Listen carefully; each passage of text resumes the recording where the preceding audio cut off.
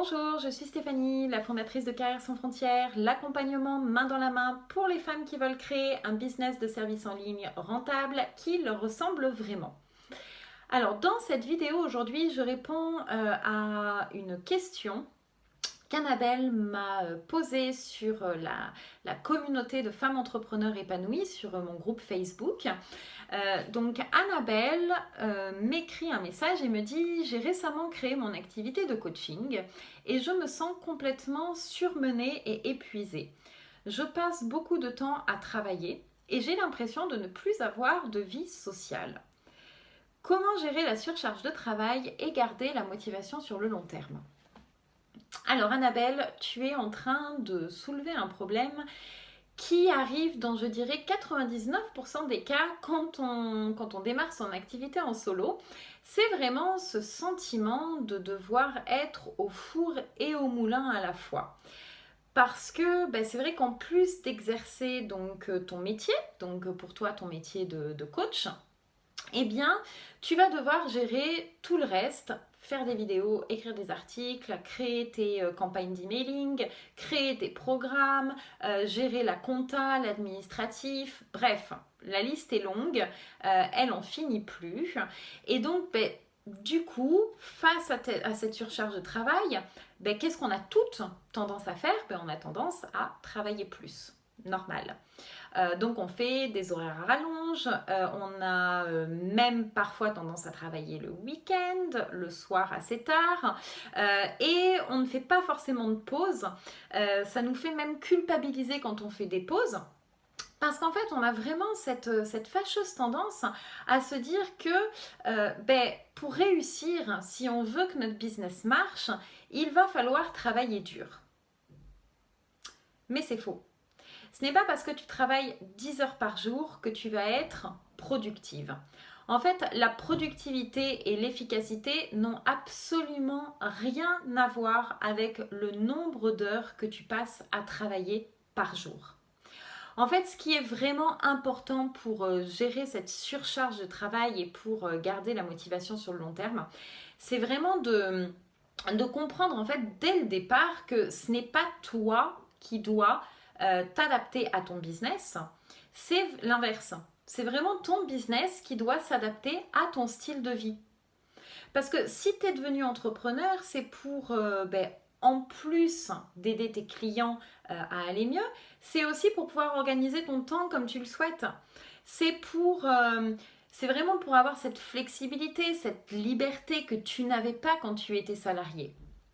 Donc la première des choses que je t'encourage vraiment à faire, c'est de définir ta semaine idéale. Ce que j'entends par semaine idéale, c'est que oui, ton business est important, mais il n'y a pas que ton business qui est important. Donc, pose-toi vraiment cette question, de quoi as-tu vraiment besoin chaque semaine, chaque jour, pour te sentir bien, pour te sentir épanoui? Est-ce que tu as besoin de faire du sport? Est-ce que tu as besoin d'aller récupérer tes enfants à l'école? Est-ce que tu as besoin de passer du temps avec tes amis? Est-ce que le week-end, peut-être, tu as besoin d'aller à la campagne pour te ressourcer? Bref, vraiment liste toutes ces choses qui sont importantes pour toi parce que tu ne fais pas un business pour 1 mois ou pour 6 mois. Ce business, il va vraiment t'accompagner année après année. Donc si tu commences déjà dès maintenant à te priver de toutes ces choses qui sont importantes pour toi, tu ne pourras pas garder la motivation sur le long terme. Donc première étape, liste toutes ces choses qui sont importantes pour toi. Deuxième chose que je t'encourage à faire, c'est vraiment déjà de prendre conscience du temps dont tu disposes chaque semaine, chaque jour. Donc, prends un agenda et commence à te créer une routine. Attribue en fait des plages horaires pour d'un côté développer ton activité. Donc déjà, demande-toi, est-ce que tu as besoin, est-ce que tu as 1 heure, 3 heures, 6 heures par jour pour développer ton activité? Est-ce que ça va être plus le matin, le midi, le soir, entre midi et 2? Quand est-ce que tu es disponible pour développer ton business? Écris-le sur ton agenda et fais exactement la même chose pour toutes ces choses que tu viens de lister, toutes ces choses que tu as envie de faire pendant ton temps libre. Attribue une plage horaire pour chacune de ces activités, pour le sport, pour récupérer tes enfants, etc. Donc deuxième étape, définis tes plages horaires. Troisième étape ultra importante, concentre-toi sur un seul lièvre à la fois. Je sais que tu as une to-do list qui fait 2 km de long. Mais est-ce que vraiment chacune de ces tâches à l'intérieur de ta to-do list sont vraiment importantes là maintenant pour développer ton business? Probablement non. Donc vraiment, prends un seul objectif et fais de cet objectif ta priorité. Donc je ne sais pas où tu en es en ce moment, tu ne me l'as pas précisé dans ton message Annabelle, mais vraiment demande-toi qu'est-ce qui est là vraiment ultra important aujourd'hui pour développer mon business. Est-ce que c'est de créer une liste de prospects? Est-ce que c'est de développer ma communauté? Est-ce que c'est de vendre un programme que je viens de lancer?